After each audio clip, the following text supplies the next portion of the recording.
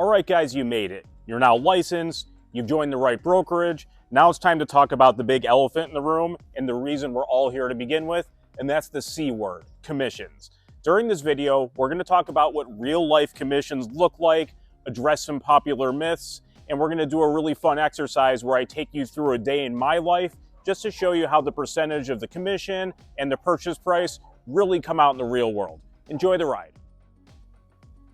Although commissions play such an important part in what we do professionally, you really need to avoid talking and especially complaining about commissions, especially around other groups of agents or brokers or people in the industry.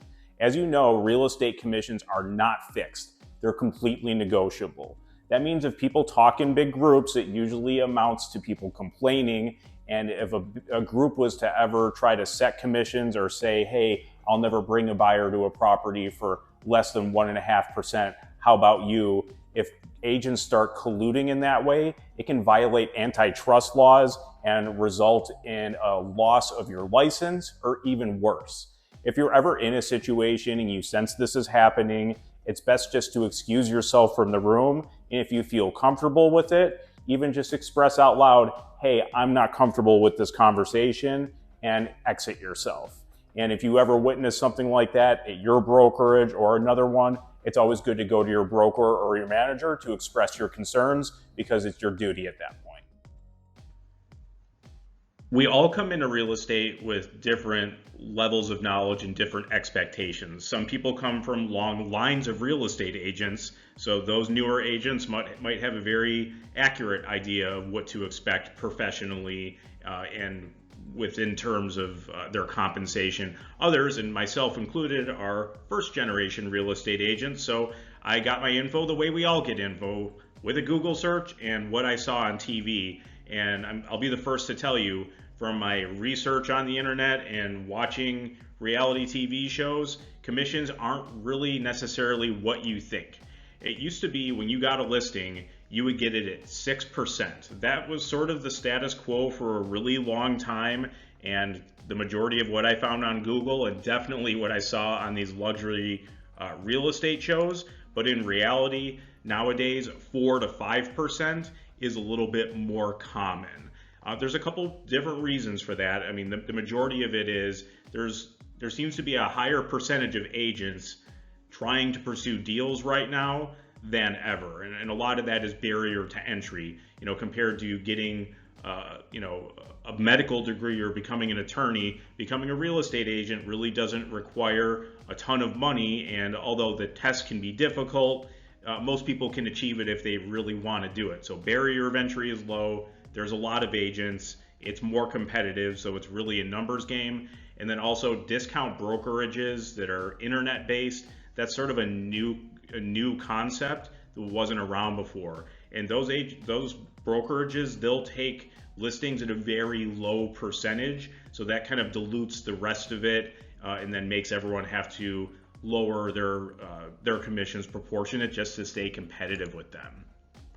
And don't forget, you have to pay the cooperating broker. If you're looking at that 4 to 5% I put in front of you and you're like, oh my God, that's way more than I was ever expecting, don't forget you have to pay out about half of that to the buyer's broker. So, cut that 4 to 5% in half, and that's a little bit more what you're looking like. And don't forget your brokerage split.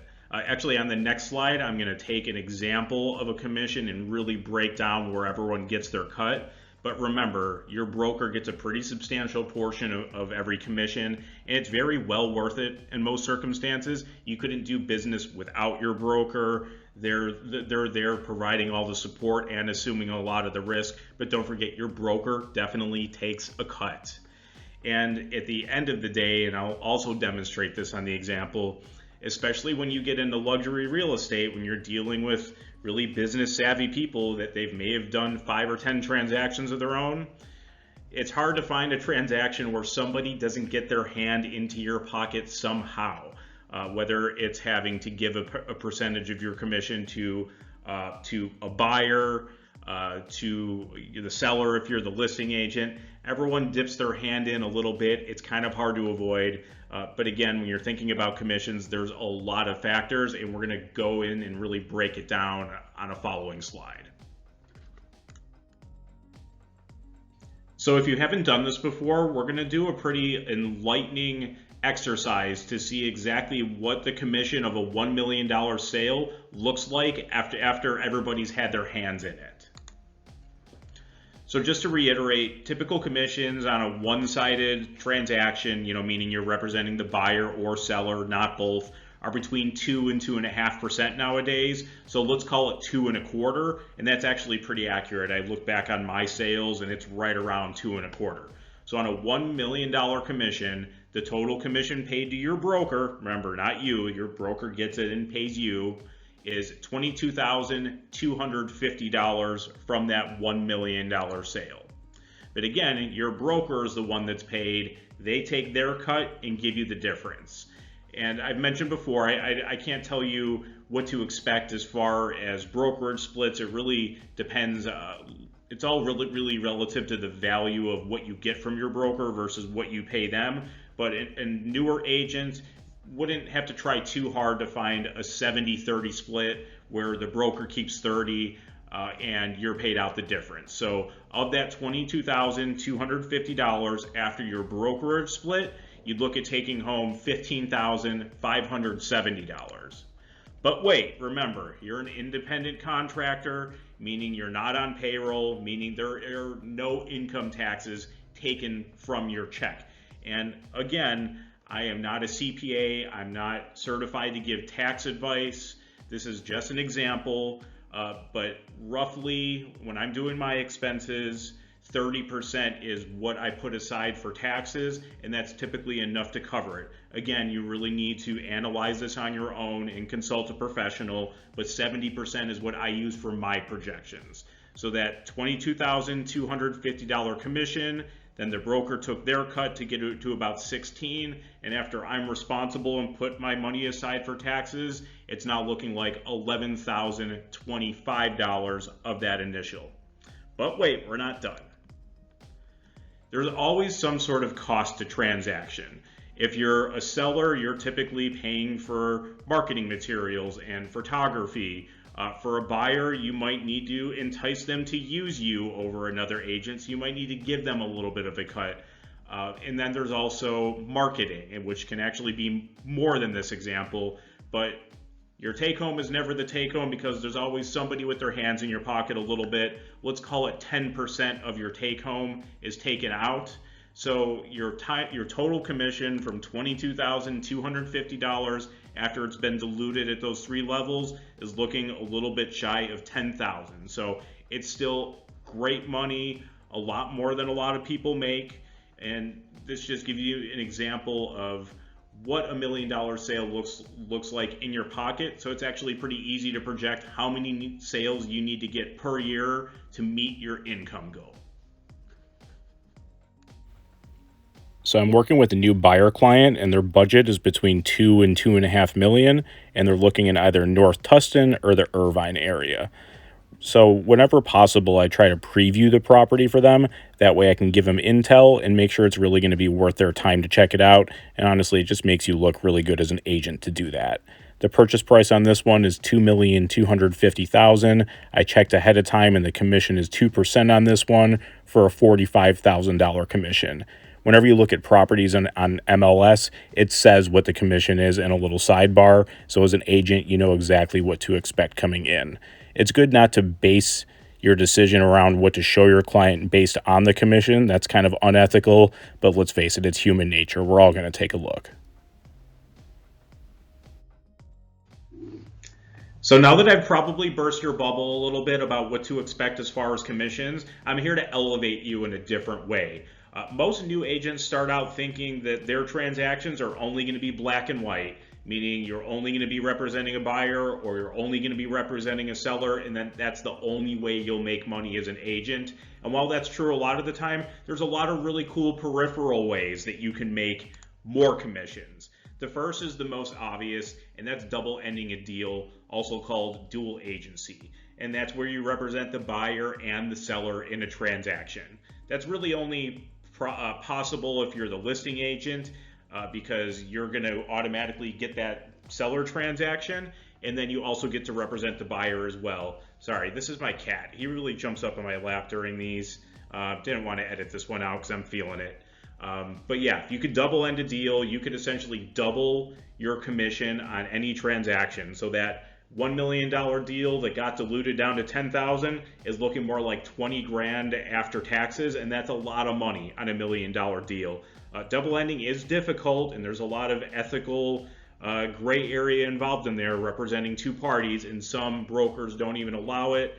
But yeah, you do get opportunities to double end. I look back and about 1 out of every 15 of my transactions is double ended. So it's definitely noteworthy and worth factoring into your projections. Another way agents can make money is by referrals. Let's say there's an out of area agent or an out of state agent that you know, and they have a buyer looking to come into your area. They might actually kick you a client, and then you just have to pay them a referral, or vice versa. Let's say your parents are moving out of state and you have an agent in your brokerage in a different state that you match up with them. Well, guess what? Since you're an agent, you can receive a referral fee. So you might work out where you get 25% of the commission that your parents' deal earned the other agent just for the referral. I look back, and that actually happened to me twice last year, where I got roughly $6,000 two different times for a transaction that I didn't need to do any work in, just because I couldn't represent them, another agent could, and I was able to receive that referral. So referrals are great. And there are also leasing opportunities out there. Of course, transactional real estate, buying and selling, that is definitely where the majority of the money is.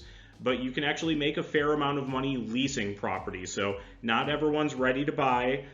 So if someone isn't ready to buy, but they also don't just want a standard apartment, they maybe want to rent a home or a townhouse, you can go on MLS and you can find them properties for lease. There's still a fair amount of paperwork and a lot of legwork, and the commission's not as big, but the commission on a leased property can actually be pretty large. Twice in the last 2 years, I had someone looking for a lease of over $10,000 a month in Newport Beach and Laguna Beach, and that ended up being like a few $1,000s a pop on those. So you'll get opportunities to lease. They might not all be a few grand. Sometimes they might only be $500 or $700. But to be honest, if you're not too busy in the meantime, what else are you doing with your life, right? Better to get paid $500 than mess around on social media the whole time. So leasing opportunities are definitely out there for agents. And you can also earn fees by helping out other agents. This is a really important part about introducing yourself to the brokerage. When you're a new agent, and if you don't fall on a team right away or have a mentor that's kind of compensating you, go to your manager and just tell him or her that you want to help out. Trust me, there's a lot of legwork and busy work and just like physically needing to be present in every transaction. So a busy agent might be willing to literally pay you $250 to go sit there while the termite inspector or the termite guy does their work, or just to be present for a buyer to do a final walkthrough. So there's ways you can earn money from other agents that aren't even a transaction that you're directly involved in. So really the thesis is, yeah, the majority of your transactions will be representing one party, but that's not it. There are other ways to make money as an agent, different kinds of commissions you can make above and beyond normal stuff. So don't feel like it's as limited and one-sided as you might think. The second property that I'm previewing for my client is in Irvine, and one of their must-haves is a really sweet kitchen, and this one definitely fits the bill. It's all commercial cookware, super high-end finishes. For example, this kitchen island is real marble, not quartzite. You'll definitely learn to spot those differences when you're an agent.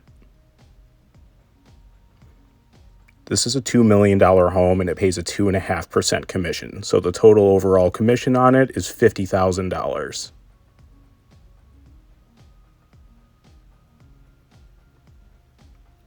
This client also wants a really nice entertaining home, so this one has a full bar, which you would find me at constantly, and really checks a lot of boxes for them.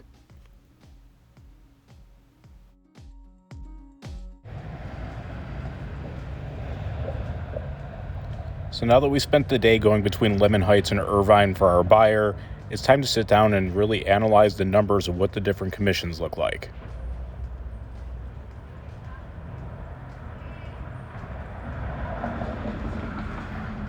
Although I know you can do basic math, you clearly see that although the purchase price in Lemon Heights was more expensive at a 2% commission, the commission was $45,000, and the Irvine one at a less expensive purchase price with a higher commission was actually $5,000 more. Like I said, I know you can do basic math, but it's really interesting to see that the purchase price doesn't necessarily dictate the commission when you actually factor in the commission percentage. Again, you should never really approach your commissions this way by just looking at the commission number, but this is just an example that really everything just comes out in the wash at the end of the day.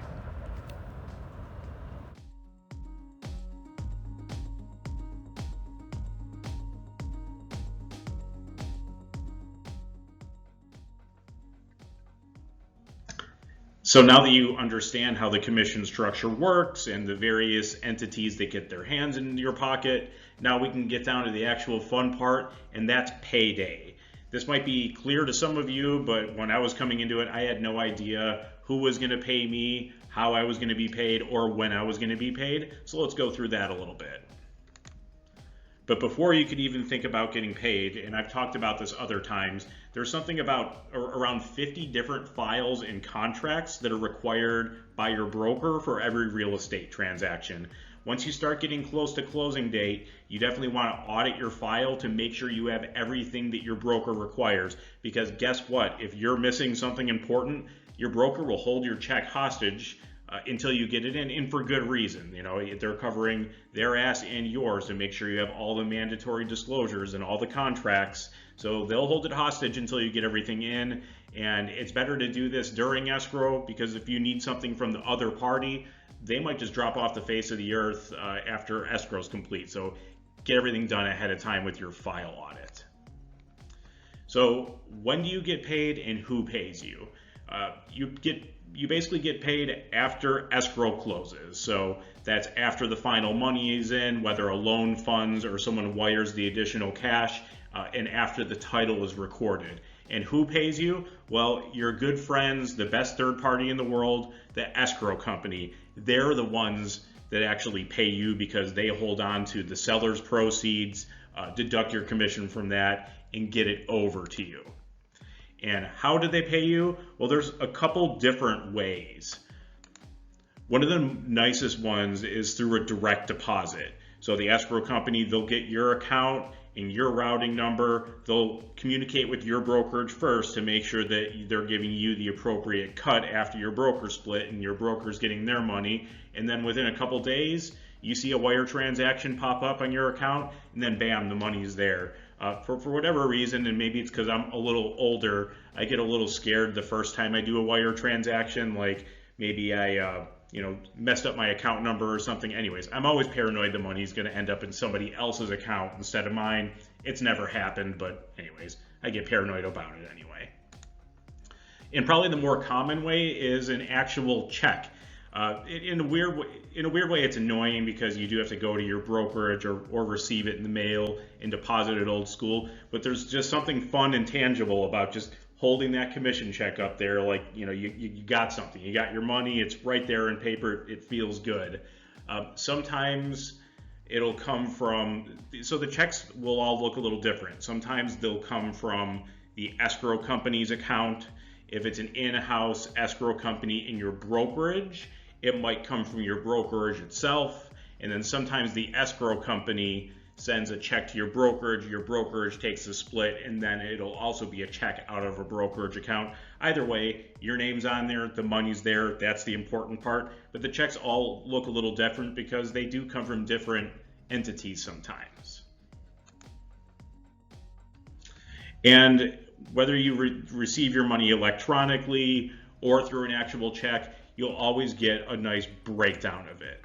So this is an example of a commission check received from representing a listing. It'll say basic details. The escrow number, by the way, is a really useful way of referring to the escrow with your escrow company. They do so many transactions. You just give them that number right over there, and they'll be able to pull up your transaction really quickly.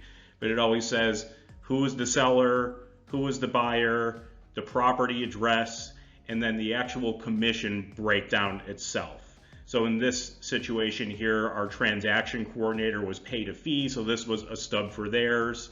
And then, I mentioned earlier, sometimes you have to split your commission with another agent sometimes because it was a referral or someone helped out. This is one of these cases. It was an $89,000 commission, not a bad one, right? Well, this agent helped out significantly, so they were given about $13,000, and then $75,000 was the balance.